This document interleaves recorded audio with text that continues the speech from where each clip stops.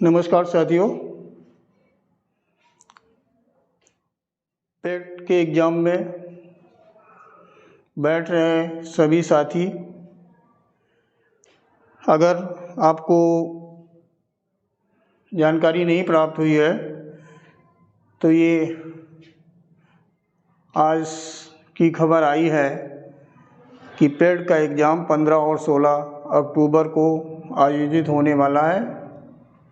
जो भी अभ्यर्थी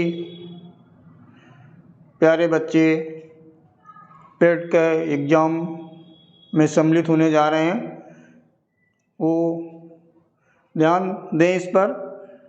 बहुत अधिक अब समय नहीं बचा है, काम डाउन शुरू हो गया है।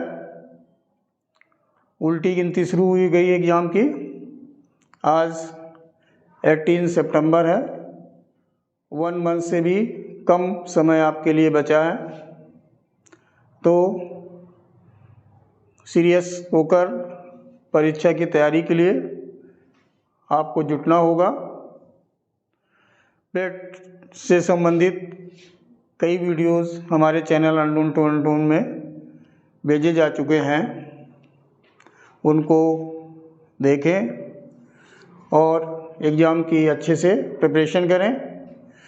उसी सिलसिले को आगे बढ़ाते हुए आज कुछ बहुउपयोगी प्रश्न नंबर सिस्टम से रिलेटेड आपको बताए जा रहे हैं, जो मोस्टली एग्ज़ाम में पूछे जाते हैं। तो आइए देखते हैं। जैसे क्वेश्चन है पहला आपका एक, द रेशियो दिया हुआ है। कोई 2 या 3 नंबर दे दिए गए रेशियो में, अनुपात में। उनका एचसीएफ दे दिया गया यानी माशापा दे दिया गया और लासा पता करना है। इस टाइप के क्वेश्चन इसलिए आज सेलेक्ट किए गए हैं कि ये नंबर सिस्टम में भी आ सकता है और आपके सिलेबस में एचसीएफ और एलसीएम भी है, उसमें भी ये पूछा जा सकता है। जैसे कोई 3 नंबर हैं, 3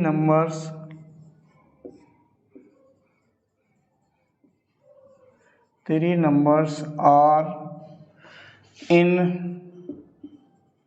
ratio 1:2:3 and their HCF is 12. Find the numbers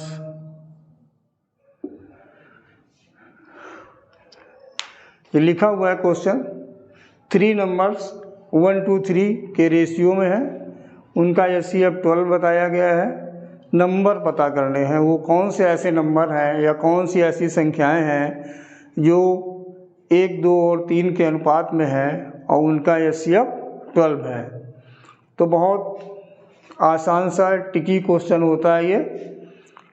इसको देख के चुटकियों में आप सॉल्व कर सकते हैं। कैसे? देखिए, इसको क्वेश्चन समझ लीजिए। 3 numbers are in ratio 1:2:3 and their HCF is 12। मतलब 3 संख्याएं 1:2:3 के अनुपात में हैं और उनका माशा 12 दिया गया है। वो संख्याएं ज्ञात करनी है और इन संख्याओं के साथ साथ आपसे इसी क्वेश्चन में लासा या एलसीएम भी पूछा जा सकता है। तो आप कैसे करते हैं? अगर आपको मान लीजिए संख्याएं पता करनी है तो संख्याओं का अनुपात, माशा कितना दिया है 12 और संख्याएं कितनी हैं 3 नंबर्स हैं। माशा आपका 12 है या HCF 12 है। 3 बार लिख लिया। 3 बार क्यों लिखा? क्योंकि 3 संख्याओं का अनुपात दे रखा है। अनुपात दे रखा है 1:2:3। तो जो आपका HCF दिया हुआ है उसमें कुछ नहीं करना है आपको। जो अनुपात दिया है उससे मल्टीप्लाई कर देना है, गुणा कर देना है, तो जो नंबर आ जाएंगे वही आपका आंसर हो जाएगा। तो 12 का 1 से किया 12, 12 2 जा 24, 12 3 जा 36। तो ये आपके नंबर्स आ गए। ठीक है, क्या इसमें कुछ मुश्किल बात है? बड़ा आसान सा क्वेश्चन है। अगर आप वीडियो को एक बार भी देखते हैं तो निश्चित रूप से ये कभी नहीं भूलेंगे आप। क्या करना है, जो अनुपात दिया है उसको मासा से गुणा कर देना है। तो जितने अनुपात दिए हैं 1, 2, 3, 4 उतने ही आपसे नंबर पता करने होंगे। तो उस सब एचसीएफ में सारे जो अनुपात के नंबर हैं उनसे आप मल्टीप्लाई कर दोगे तो जो भी आपके नंबर्स आएंगे वही आपका आंसर हो जाएगा। क्लियर हो गया होगा। अब बात आती है इसी क्वेश्चन में, अगर इसी में बोल देते कि इसका एलसीएम फाइंड करो तो आपका नंबर आ गया 12, 24, 36।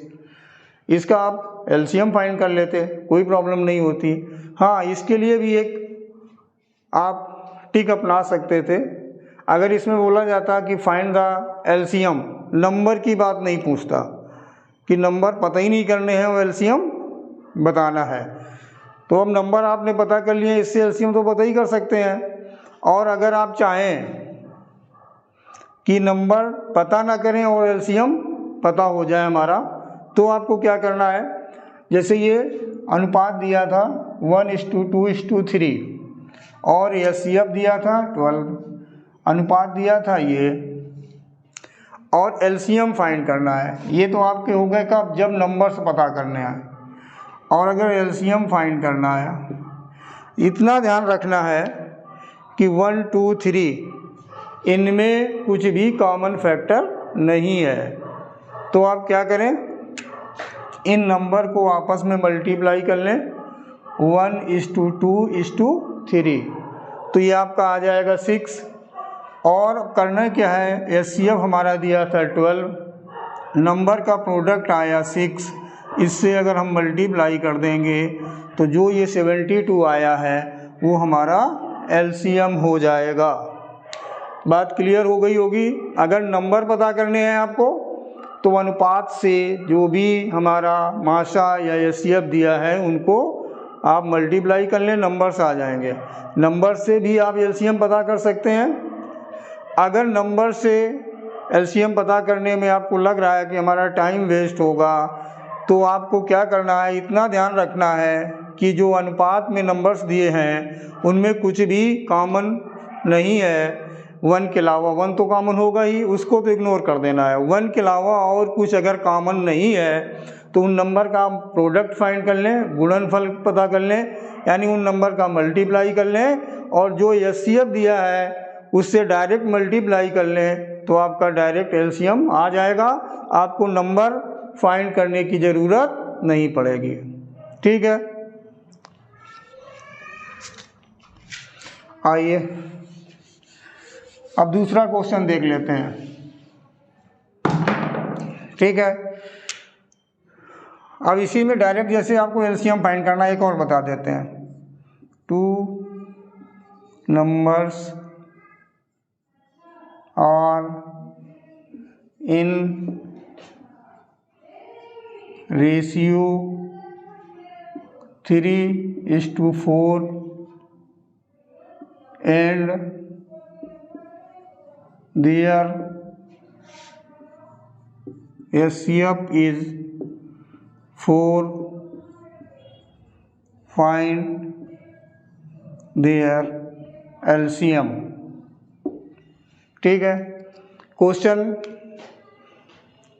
पढ़ेंगे तो समझ में आ जाएगा कि 2 नंबर हैं, उनका अनुपात 3:4 है और उनका मासा 4 है। एलसीएम यानी लासा पता करना है आपको। तो अभी मैंने पहले क्वेश्चन में बताया था, हमें क्या देखना है, जो अनुपात है वो है 3:4। इसमें कुछ भी कॉमन नहीं है। कुछ भी जब कॉमन नहीं है तो आपको क्या बताया गया था कि जो अनुपात के नंबर हैं उनका गुणा कर लें, तो ये आ जाएगा 3 × 4 यानी 12, मतलब 12। और एचसीएफ कितना दिया है, 4। एचसीएफ को आपने लिख लिया और जो अनुपात दिया है उनका गुणनफल आपका आ गया 12। तो आपने एचसीएफ को जो अनुपात का गुणनफल है उससे मल्टीप्लाई कर लिया और जो आया वही आपका एलसीएम हो गया। ये हो गया आपका राइट आंसर। देखिए कितना आसान सा है। 2 नंबर दिए, नंबर नहीं दिए, 2 नंबर का अनुपात दिया है, उनका माशा दिया है और लासा आपको पता करना है। तो आपने क्या करना है, माशा को गुणा करना है किससे, जो अनुपात के नंबर का गुणनफल है। तो अनुपात के नंबर का जब हम गुणा करें तो आया 12 और माशा हमारा दिया था 4, 12 का 4 से गुणा कर दिया तो क्या आ गया 48। ये हमारा हो गया फाइनल आंसर और यही लासा हुआ। ठीक है, आइए अब देखते हैं एक अलग सा क्वेश्चन। ये सारे क्वेश्चन जो आपको बताए जा रहे हैं ये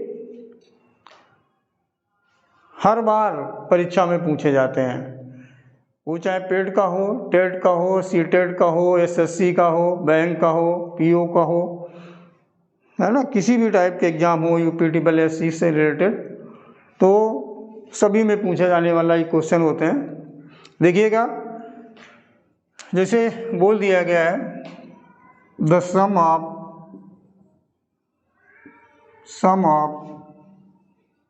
2 number is 12 and product is 35। Find the sum of their reciprocals. ठीक, पहले क्वेश्चन समझ लें। इंग्लिश में लिखा हुआ है, परेशान होने की ज़रूरत नहीं है।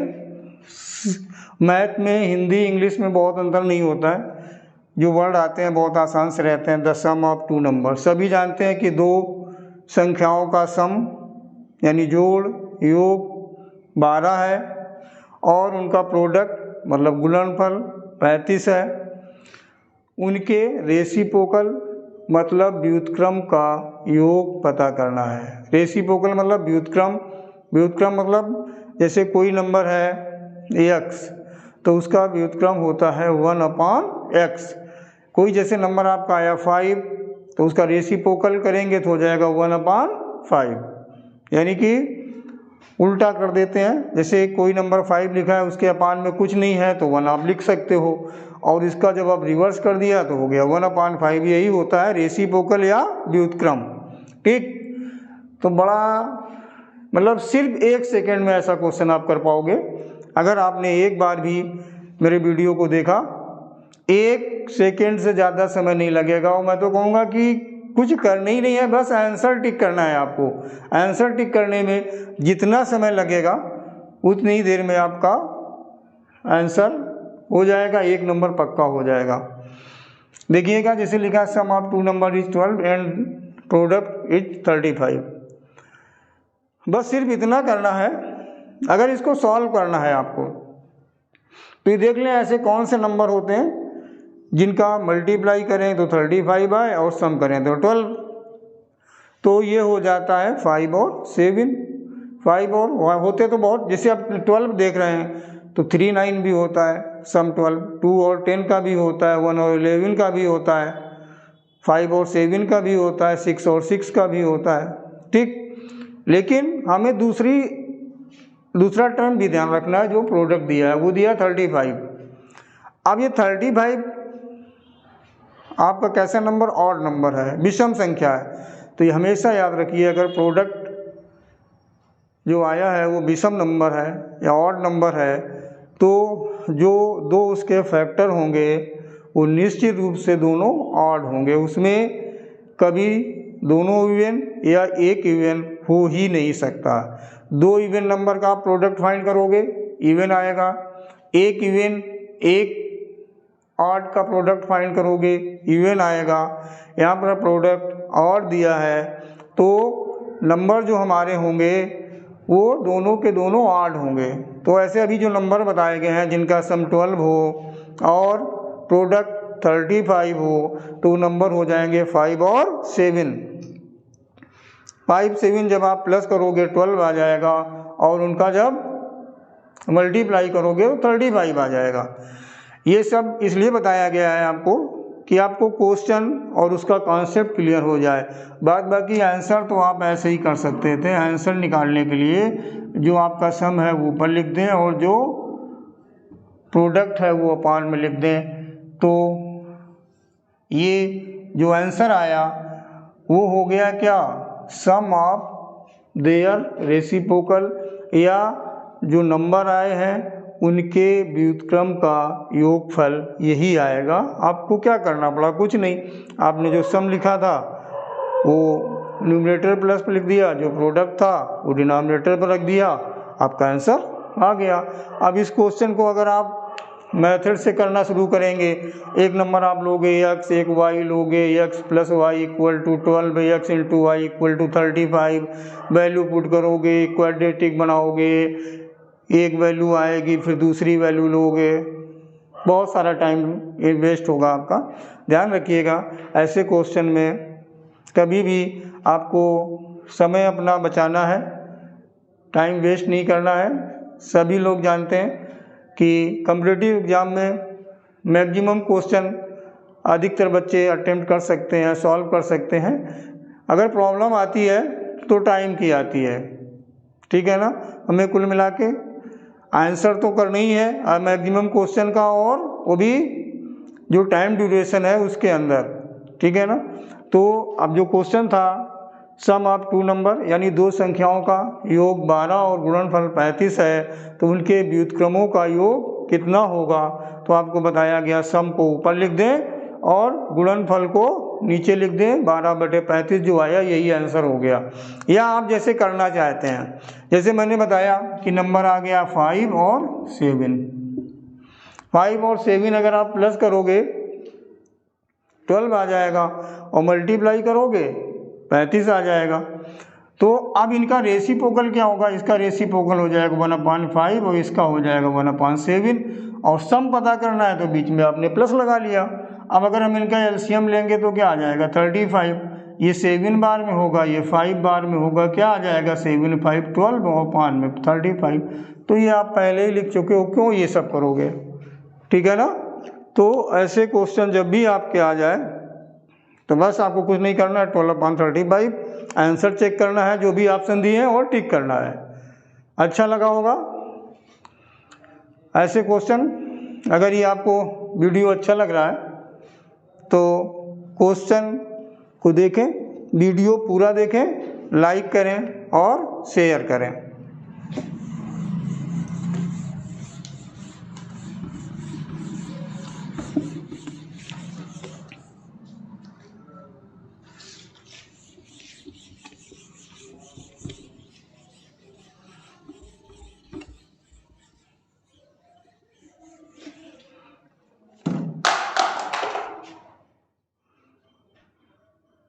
अब आते हैं क्वेश्चन नेक्स्ट क्वेश्चन पर। जैसे दे दिया गया the sum and difference of 2 numbers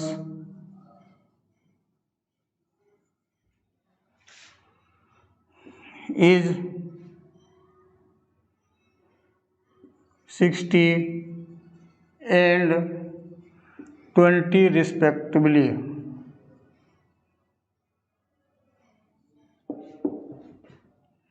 Find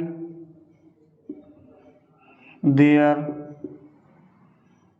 product. ठीक,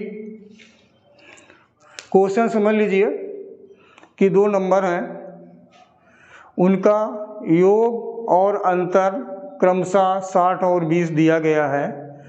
उन नंबर का गुणनफल क्या होगा ये आपको पता करना है, ठीक है ना। क्वेश्चन समझने में कोई प्रॉब्लम तो नहीं है कि 2 संख्याएं दी हैं जिनका योग और अंतर 60 और 20 है, और उन संख्याओं का गुणनफल क्या होगा ये आपको पता करना है। तो ऐसे क्वेश्चन में एक मैं तो पहले ये बता दे रहा हूँ, दो तरीके से मैं बता दे रहा हूँ। 60 और 20 इनमें होता है 3:1, 20 से कम 20, 20 है 60।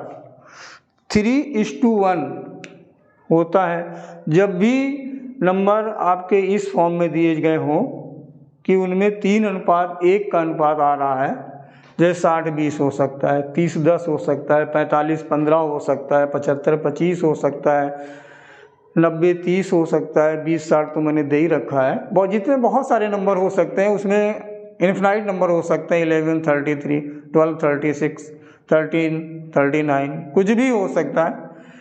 जब 3:1 के रेशियो में नंबर गिवन हो और एक सम दिया हो, एक डिफरेंस दिया हो और उनका गुणनफल या प्रोडक्ट फाइंड करना हो, तो नंबर कैसे पता करते हैं पहले ये सीखते हैं। तो जो एक रेशियो वाला एक वो लिख दें, ठीक है। तो ये स्मॉलर नंबर आपका ये हो गया, जो जिसका रेशियो 1 है वो नंबर हो गया स्मॉलर, यानी छोटी संख्या वो हो गई। और फिर इसको 2 से गुणा कर दें, 2 से मल्टीप्लाई कर दें तो क्या आ जाएगा 40, यानी ये नंबर आपके हो गए, अपने आप पता चल गया, आपने कुछ नहीं किया। अगर 3:1 के अनुपात में संख्याएं दी है तो छोटी संख्या जो है वो हमारी छोटी संख्या आ गई, और जो बड़ी संख्या है तो छोटी वाली का दुगना कर दिया तो बड़ी संख्या आ गई। अब आप चाहे करके देख लो, 40 और 20 जोड़ोगे क्या आएगा 60, 40 और 20 घटाओगे क्या आएगा 20, यानी योग 60 हो गया और अंतर 20 हो गया। अब हमें पता क्या करना है, इसका प्रोडक्ट फाइंड करना है, यानी गुणनफल फाइंड करना है। तो इसमें आप इनका गुणा कर लें तो क्या आ गया 800। कितना आसान सा इसका सलूशन है, बताइए। और कुछ इससे आसान क्या हो सकता है। हाँ, एक जो यूनिफॉर्म फार्मूला इसके लिए है, यूनिफॉर्म मेथड कह सकते हैं। हर क्वेश्चन में जहाँ उसमें कुछ भी रेशियो हो, समझ रहे हैं ना। ये क्वेश्चन 3:1 के अनुपात में ना होता, मान लीजिए दे दिए होते नंबर आपके 20-80 है ना, या 30-50 है ना, ऐसे करके कोई भी नंबर देते थे, 40-60, 70-80, कुछ भी नंबर हो सकते हैं, उसमें 3:1 का अनुपात नहीं होता।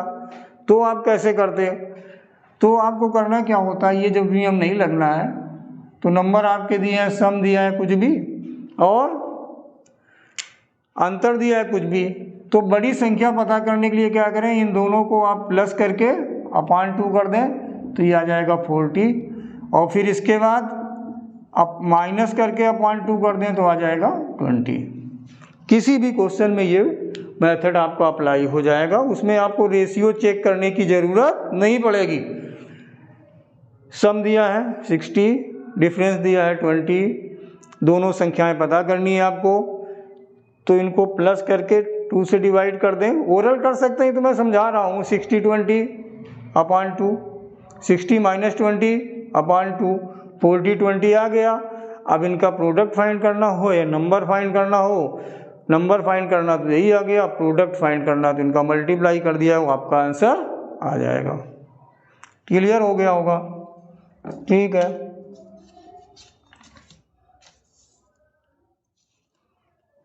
चलिए, ऐसा क्वेश्चन बहुत बार परीक्षाओं में पूछा जाता है, और अगर आप ये वीडियो देख रहे हैं तो निश्चित रूप से ये कभी भूलने वाली चीज़ें नहीं है, आप हमेशा याद रखोगे।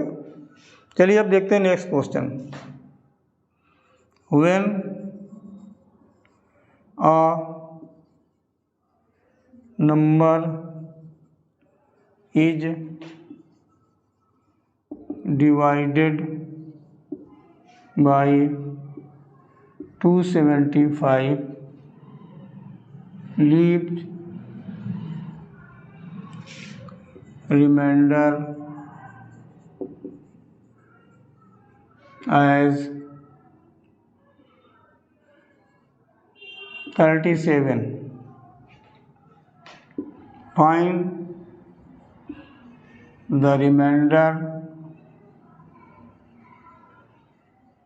when सेम नंबर इज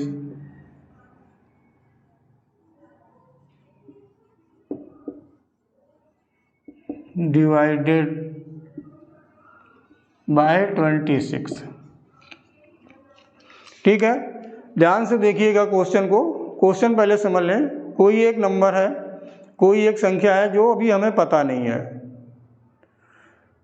और ये बोला गया उसको जब हम 275 से डिवाइड करते हैं या 275 से उसमें भाग दिया जाता है तो शेष हमारा 37 या 37 बचता है।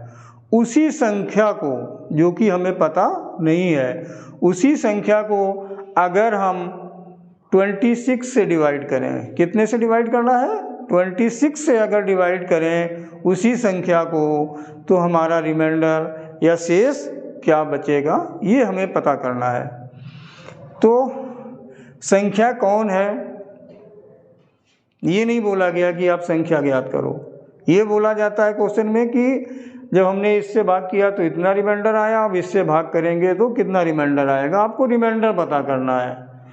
ठीक है, तो ऐसे क्वेश्चन में ये भी आप क्वेश्चन बिल्कुल हवा में कर देंगे, उड़ा देंगे क्वेश्चन को बिल्कुल कुछ ही सेकंड में। कुछ भी नहीं करना होता है, बस क्वेश्चन देखने में लग रहा है भारी भरकम कि बहुत कठिन होगा प्रॉब्लम, इसको हम, बहुत से बच्चे तो पढ़ के इसको छोड़ देते होंगे कि संख्या ही नहीं पता है और बोल दी है कि रिमाइंडर पता करो या शेष पता करो। तो ये क्वेश्चन बहुत आसान होता है, ये आप अच्छे से समझ लें। जो भी कॉम्पिटिटिव एग्जाम होते हैं उसमें कभी भी ऐसा क्वेश्चन नहीं दिया जाता है जो वास्तव में बहुत अधिक टाइम टेकन हो या उलझाने वाला हो।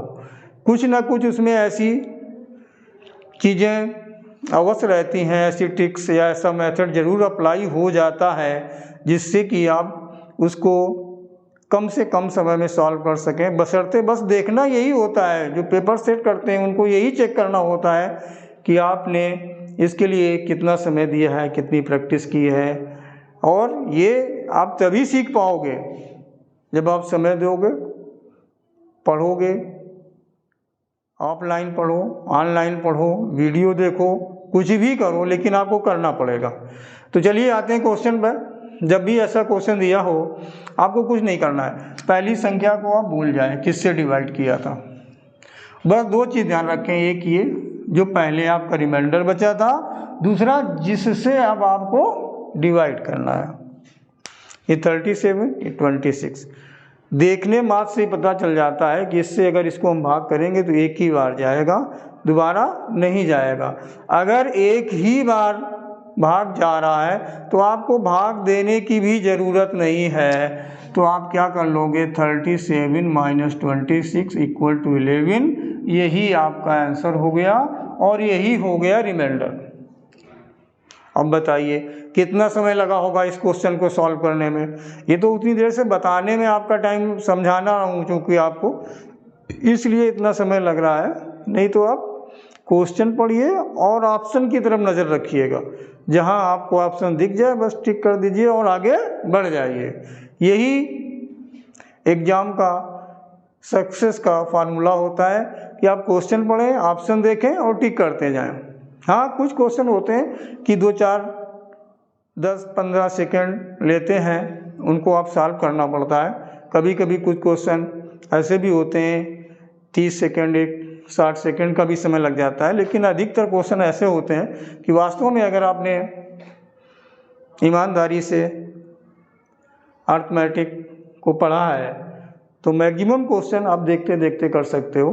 तो ये आ गया। हाँ, अगर और इनमें ज़्यादा डिफरेंस होता तो 26 से आप जो भी ये रिमाइंडर था 37 की जगह पर और कोई बड़ा नंबर होता तो उसको आप डिवाइड कर लेते, और डिवाइड करने के बाद जो रिमाइंडर बचता वही आंसर होता। आपको पहले किससे डिवाइड किया तो कोई मतलब नहीं, रिमाइंडर क्या बचा था उसको डिवाइड करना है किससे, जो इससे अब बोला गया है। तो आप डिवाइड कर लें, जो रिमाइंडर बच रहा वही आपका आंसर हो जाएगा। क्लियर हो गया होगा।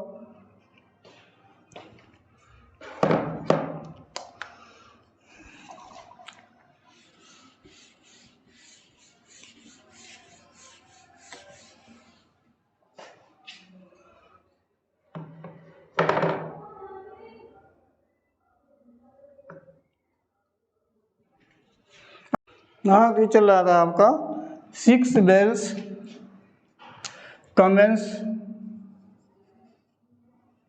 6 bell commence tolling together at the interval of 2, 4, 6, 8, 10 and 12 seconds respectively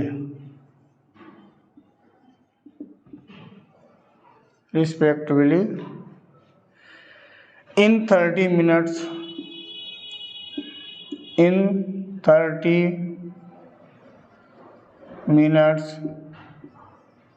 how many times they toll together, ये फाइंड करना है।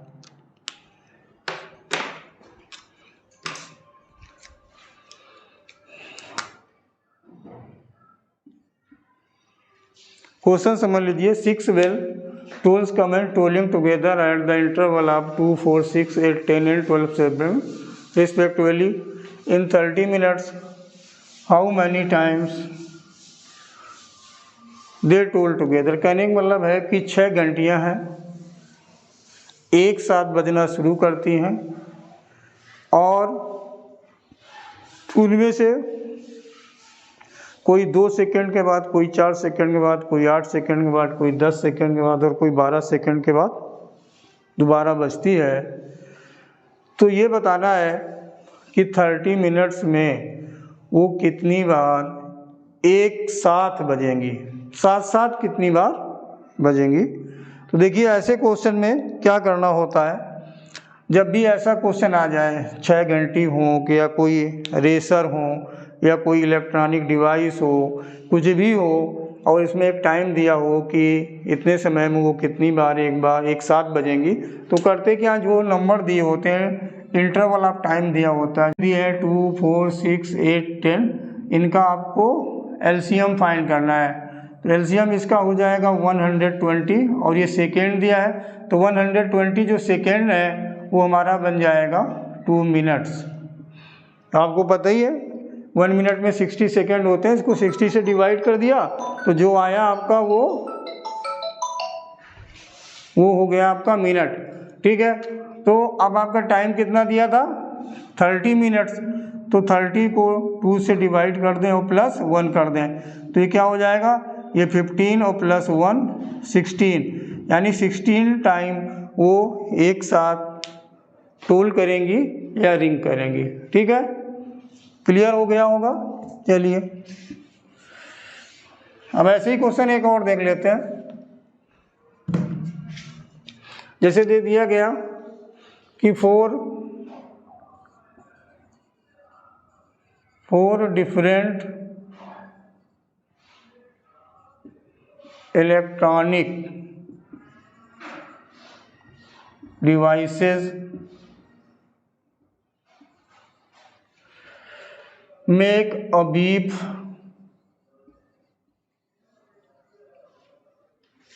after 30 minutes, 1 hours, 1.5 hours, 1 hour 45 minutes।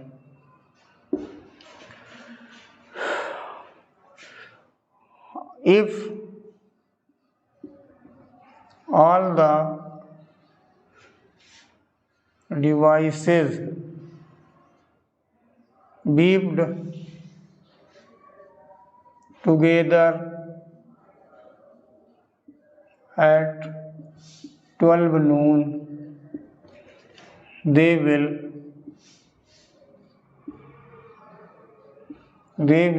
beep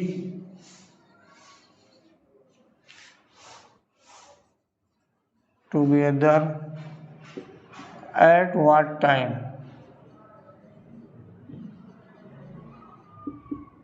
ठीक है। तो अभी पीछे भी एक क्वेश्चन बताया गया था कि जो भी टाइम दिया होता है इनका हमें एलसीएम फाइंड करना होता है। तो इनको हम पहले क्या, ये 30 मिनट्स हो गया, ये 1 आवर क्या हो गया 60 मिनट हो गया, ये 1.5 आवर क्या हो गया 90 मिनट हो गया, और ये 1 आवर एंड 45 मिनट ये हो जाएगा 105। देखिए ये हो गया आपका 15 × 2, ये हो गया 15 × 4, ये हो गया 15 × 6, ये हो गया 15 × 7।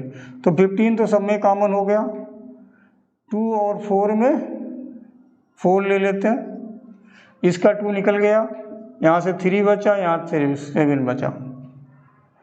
तो इनका मल्टीप्लाई करें, ये आ जाएगा आपका 1260। ठीक है, 1260 इतने क्या हो गया मिनट। ठीक है,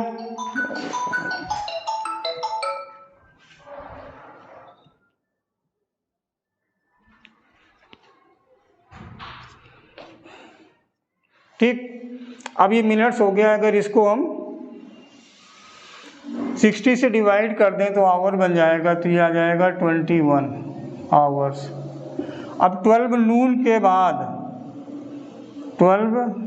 के बाद जब हम प्लस 21 आवर्स करेंगे तब ये क्या हो जाएगा, अगर हम 24 आवर्स प्लस करें तो फिर से दोपहर का 12 बजे का समय आ जाएगा, लेकिन ये 3 आवर्स कम है तो ये हो जाएगा 9 AM, यानी अगले दिन सुबह के 9 बजे वो फिर से एक साथ बीप करेंगे।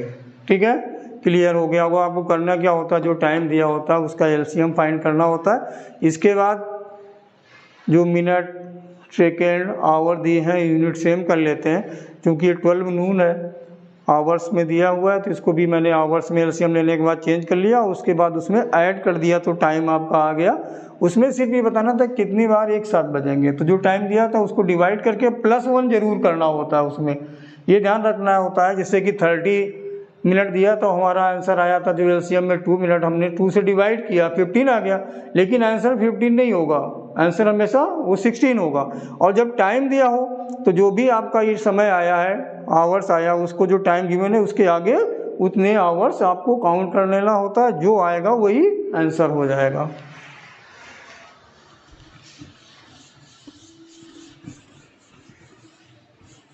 ठीक है, आइए अब ऐसे क्वेश्चन पूछ देते हैं। हाउ मैनी, नेक्स्ट क्वेश्चन है हाउ मैनी 1/8 और इन 37 होल 1/2। मतलब ये होता है कि 37 सही, हिंदी में ऐसे बोलेंगे 37 सही 1/2 में कितने 1/8 होते हैं या होंगे। तो आपको जो 37 1/2 दिया है इसको डिवाइड करना है 1/8 से। इसको जब आप करेंगे तो ये आ जाएगा, इसको मल्टीप्लाई करेंगे तो ये आ जाएगा। अब बस क्या करना है आपको, इसको इससे डिवाइड करना है, 75 × 4 करना है, 300। आपको बताया जाता था कि इसका आपने तोड़ लिया, डिवाइड का मल्टीप्लाई हो गया, और मल्टीप्लाई में जब हुआ तो ये रेशियो इसको चेंज कर देते हैं, बाद में कैंसिल कर दिया, जो आया वही आपका आंसर हो गया। आइए और देखते हैं क्वेश्चन। जैसे दे दिया गया A/B = 4/5 एंड B/C = दे दिया गया आपका 15/16, और फाइंड करना है आपको C² - A² (C² + A²). ठीक है, तो देख रहे हैं इसमें यहाँ A/B दिया, यहाँ B/C दिया, और जिसकी वैल्यू फाइंड करनी है उसमें C और A ही आया है केवल। ठीक है, तो इसमें क्या करना है, एक तरह से B गायब करना है। तो इसको कैसे, B को गायब कैसे करते हैं, जैसे ये लिखा है A/B और दूसरा B/C, एक डिनोमिनेटर पर भी है, एक न्यूमरेटर पर भी है, तो इसको मल्टीप्लाई कर दें। ठीक, यानी कि 4/5 × 15/16, तो ये बी कैंसिल हो गया। यहाँ पे क्या हो जाएगा, 4 से इसको कैंसिल किया 4 आ गया, 5 से 15 किया 3 आ गया। तो यहाँ बचा क्या आपका A/C इक्वल टू 3/4। ठीक, तो जब ऐसी कंडीशन आ जाती तो A की वैल्यू ये हो गई और C की वैल्यू ये हो गई। अब जो आपको फाइंड करना था इसी क्वेश्चन में वैल्यू पुट कर दें। ठीक है, तो ये आपका हो जाएगा A/C इक्वल टू 3/4 आ गया। तो अगर ये आप क्रॉस मल्टीप्लाई करेंगे तो ऐसे हो जाएगा, रेशियो जो हो जाएगा 4:3 हो जाएगा। या अभी आपको जो बताया गया है सीधी सीधी सी वैल्यू आपकी हो जाएगी A की 3 और C की 4।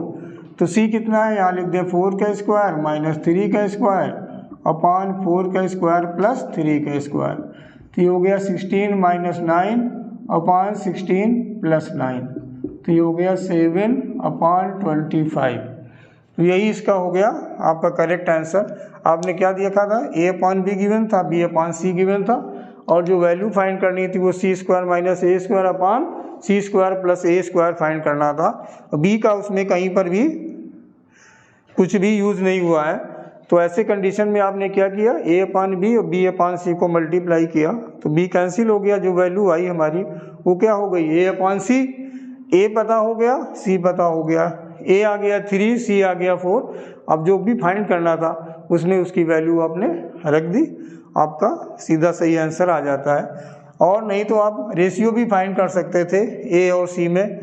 जब रेशियो का चैप्टर आपने पढ़ा होगा, AB का अनुपात लिख लेते हैं, BC का डायरेक्ट ABC का रेशियो आ जाता है, उसमें AC का जो रेशियो हो रहा है उसको ले सकते हैं। ठीक है, जैसे कि क्वेश्चन है आपका, the average age of 15 students is 14 years. ठीक है, when a teacher's age is included, the average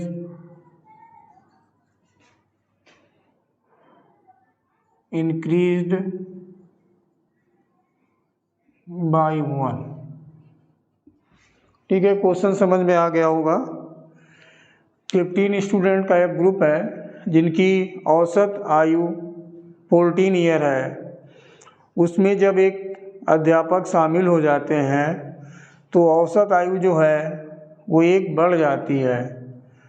तो find the age of teacher, हमें क्या फाइंड करना है, ऐसे क्वेश्चन में यही फाइंड करना होता है कि टीचर की एज कितनी है। ठीक है, टीचर की एज फाइंड करनी है।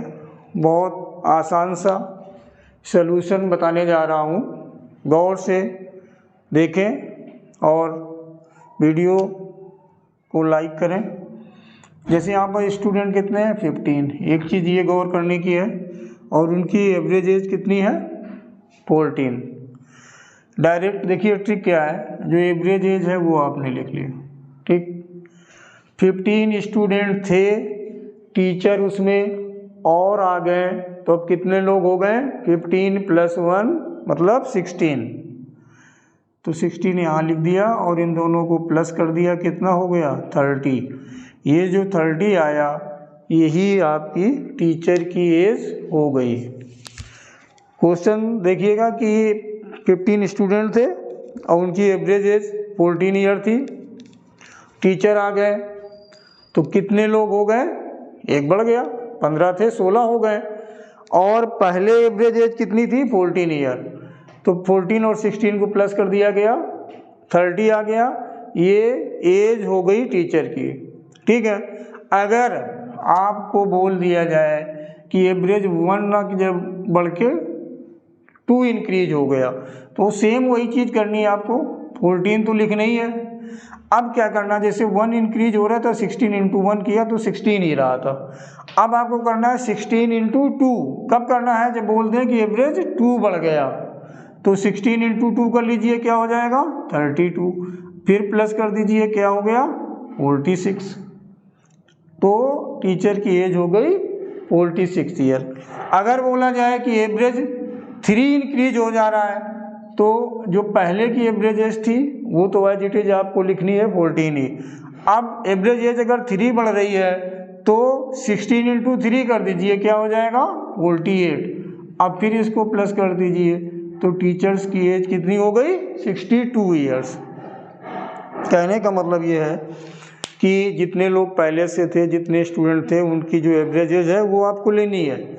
अगर एवरेज 1 बढ़ रहा है तो टोटल कैंडिडेट कितने हो गए, सीधा सा कैंडिडेट प्लस करना है। एवरेज अगर 2 बढ़ रहा है तो जितने कैंडिडेट्स हैं उनका डबल करके प्लस कर दिया।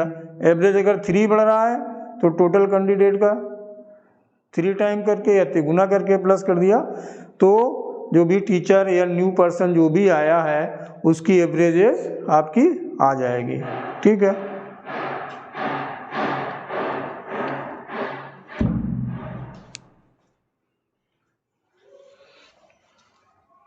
आइए और देखते हैं दूसरा क्वेश्चन जो बार बार परीक्षाओं में पूछा जाता है। जैसे a student got 30% marks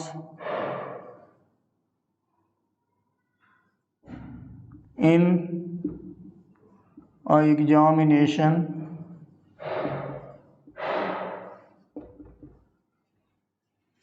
and failed by 20 marks.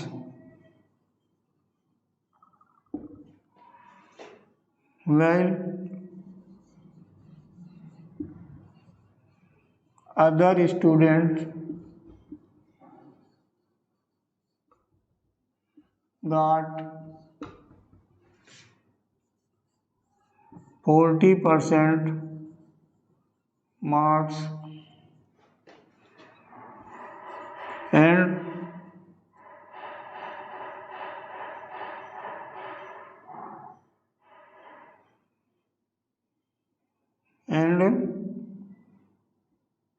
receive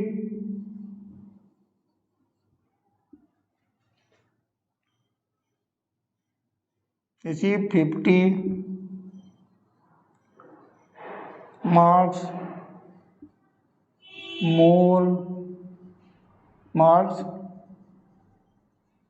more than passing marks। ठीक है,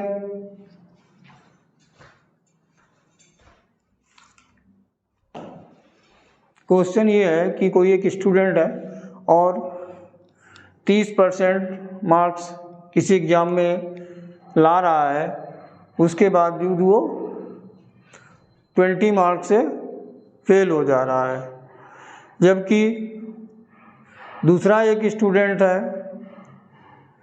तो वो 40% मार्क लाता है और उसके जो पासिंग मार्क्स से 50 मार्क्स अधिक आ जा रहा है, एक्स्ट्रा आ रहे हैं। ऐसे क्वेश्चन आता है तो फाइंड द टोटल मार्क्स, ये फाइंड करना होता है। Find the total marks. ठीक है, क्वेश्चन समझ लीजिए कि किसी विद्यार्थी को परीक्षा में 30% या 30% नंबर उसने पाए और वो 20 नंबर से फेल हो गया, जबकि दूसरा विद्यार्थी 40% मार्क लाया और उसके जो मार्क्स हैं वो पासिंग मार्क्स से 50 अधिक हैं। तो टोटल मार्क्स कितना था या जो एग्ज़ाम था वो कितने नंबर का था ये पता करना है। ऐसे क्वेश्चन में ध्यान रखिए क्या करते हैं, ये परसेंट वाले दोनों नंबर पर लिखते हैं। एक ने पाया 30% और एक ने पाया 40%। ये 20 से फेल हो रहा है और ये 50 मार्क्स एक्स्ट्रा ला रहा है, पासिंग मार्क्स से एक्स्ट्रा ला रहा है। यानी कि पास होने में इसके पास -20 है और इसके पास +50 है। एक 20 से फेल हो रहा है और एक 50 अधिक ला रहा है।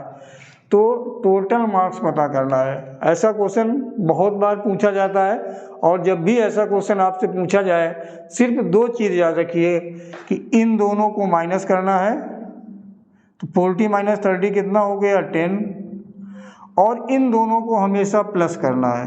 क्या करना है? प्लस। तो ये कितना हो गया 70। अब प्लस इसलिए करना है कि मान लीजिए 100 मार्क्स हैं, एक पासिंग मार्क्स अगर 100 है और एक 20 कम लाया तो उसके 80 हुए, दूसरा 100 से 50 ज़्यादा लाया तो हो गया 150। तो 150 और 80 का जो डिफरेंस होगा वो इन दोनों के सम के बराबर ही आता है। तो आप उन सब चीज़ों के चक्कर में ना पड़ के ये जितने से फेल हो रहा है और जितने पासिंग से एक्स्ट्रा ला रहा है इन दोनों को आप ऐड कर दें और जो परसेंटेज है उन दोनों को हमेशा आपको माइनस करना है। तो अब जो टोटल मार्क्स होगा आपका, टोटल मार्क्स कितने का था, एग्ज़ाम कितने का था, वो पता करने के लिए 70 जो डिफरेंस है अपॉन 10 जो परसेंट का डिफरेंस था इंटू 100, 0 कैंसिल हो गया, क्या आ गया 700। यानी जो एग्ज़ाम का टोटल मार्क्स या जो पूर्णांक था वो 700 था। ठीक है, बहुत आसान सा होता है क्वेश्चन ये। दोनों परसेंट आप देख लें, उनको माइनस कर लें और जितने से फेल हो रहा है और जितना पासिंग से एक्स्ट्रा ला रहा है उन दोनों को प्लस कर लें और जो आए प्लस करने पर वो अपान में जो डिफरेंस है परसेंट का इंटू 100 कर दीजिए। टोटल मार्क आ गया आपका। अब टोटल मार्क्स आ गया। अगर आपसे अब ये पूछा जा रहा है कि पासिंग मार्क्स कितना था, तो अब ये जो टोटल मार्क्स है, अगर पासिंग मार्क पता करना है आपको कि पास होने के लिए कितने नंबर चाहिए थे, तो इंटू पहले से निकाल लें चाहे बाद से, इंटू 30% और +20 क्यों? क्योंकि 20 से वो फेल हो रहा था, 20 नंबर से फेल हो जा रहा था। अगर वो 20 जोड़ देंगे तो पास हो जाएगा। तो इसको अब कर लीजिएगा, तो ये हो जाएगा 210 और +20, तो ये हो गया 230। ये आपका हो गया पासिंग मार्क। अब चाहे आप इंटू अगर दूसरा वाला परसेंट करना चाहें तो इंटू 40 करके -50 कर दें तो भी वही चीज़ आएगी आपकी। ठीक है, ये दोनों क्वेश्चन जो अभी आपको बताए गए लगभग हर बार पूछे जाते हैं। ध्यान से देख लें, वीडियो पूरा देखें। अगर अच्छा लग रहा है, क्वेश्चन अच्छा लग रहा है, मेथड अच्छा लग रहा है, तो वीडियो को लाइक करें, शेयर करें और चैनल को सब्सक्राइब जरूर करें।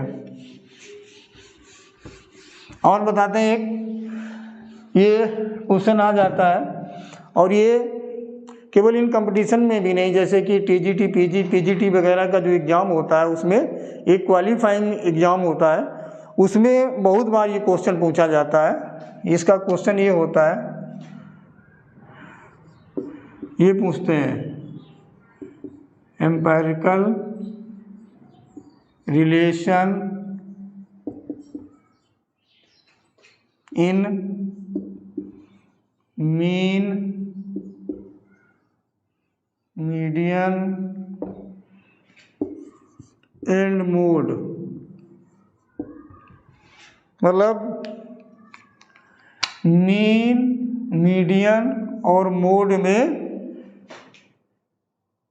रिलेशन बताना होता है, में संबंध बताना होता है, या ये तीनों मिलाकर क्या एक आपका आइडेंटिटी बन सकती है, फार्मूला बन सकता है, वो पूछा जाता है। तो देखिए, अगर मुझे लगता है अगर आप हम सब लोग अधिकतर इसको जो पढ़ते हैं ऐसे ही पढ़ते हैं, मीन, मीडियन और मोड। अगर हम जब भी इसका होता है समांतर माध्य, माध्यिका और बहुलक। अगर हम लोग बोलते हैं तीनों की बात करते हैं तो हमेशा मीन, मीडियन और मोड की बात करते हैं। तो देखिए आप करें क्या, कैसे इसको सीखेंगे, क्योंकि बहुत कंफ्यूजिंग होता है। मीन आगे रहेगा, मीडियन बीच में रहेगा, कि मोड लास्ट में रहेगा, कि पहले रहेगा। तो जो हम लोग अपनी साधारण बोलचाल भाषा में इनका जो यूज़ करते हैं, ऐसे बोलते हैं मीन, मीडियन, मोड। आपको क्या ध्यान रखना है, जो मोड है इसको पहले लिख लें, मोड पहले लिख लें, ठीक। ये 1 नंबर पे, ये 2 नंबर पे, ये 3 नंबर पे। अब आप क्या करें, 1 + 2 = 3, तो यहाँ इक्वल लगा दें, यहाँ प्लस लगा दें। तो ये हो गया 1 मोड या मोड + 2 मीन = 3 मीडियन।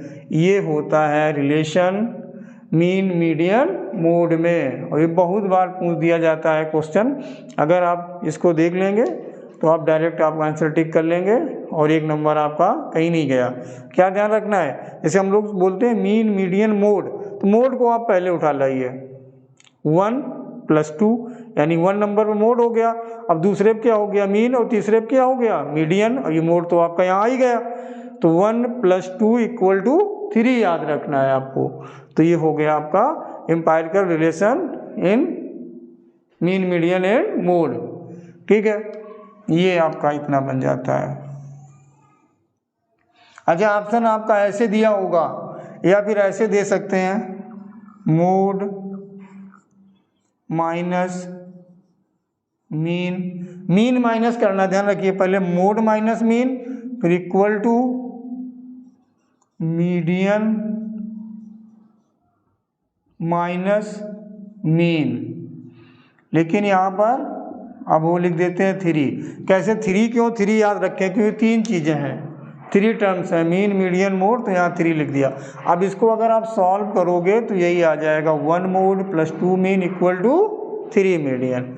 तो ये बात हो गया आपका empirical relation among mean, median and mode, ठीक है। क्लियर हो गया होगा आप लोगों को, याद रहेगा ऐसे हो, 1 + 2 = 3 मीन, मीडियन, मोड। तो मोड को बस आगे शुरू में लिखना है आके, और सब अपनी प्लस पर आएंगे।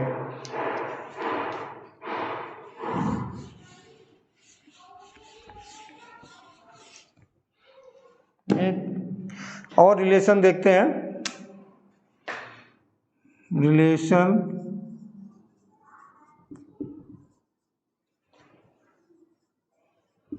Between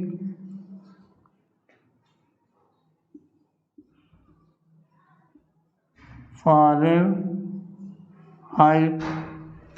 and Celsius. तो ये होता है F मतलब फ़ारेनहाइट, C मतलब सेल्सियस, F =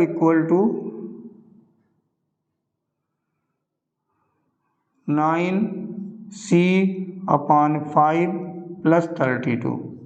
अब C चाहे यहाँ लिख दें चाहे यहाँ लिख दें, ठीक है। F = 9/5C + 32। अब ये इसको ऐसे फॉर्म में दे सकते हैं, या ये ऐसे भी लिखा होता है, F - 32 = 180/100 × C। अब इसको हम 5 अगर डिवाइड करते हैं 20 से, तो ये 9 आ जाता है, ये 5 आ जाता है। तो ये हो गया F - 32 = 9/5/C। तो F = आप ऐसे भी लिख सकते हो, 9/5C + 32। ये तो हो गया रिलेशन। और इसमें पूछा क्या जाएगा आपसे, कभी सेल्सियस दे दिया जाएगा, फ़ारेनहाइट में उसकी वैल्यू फाइंड करनी होगी, फ़ारेनहाइट दिया होगा तो सेल्सियस में वैल्यू फाइंड करनी होगी, ठीक है। तो ये पेट के एग्ज़ाम के लिए संभावित क्वेश्चन आपको बताए गए हैं। वीडियो को पूरा देखें, अगर पसंद आए तो लाइक करें, शेयर करें और चैनल को सब्सक्राइब करें। धन्यवाद।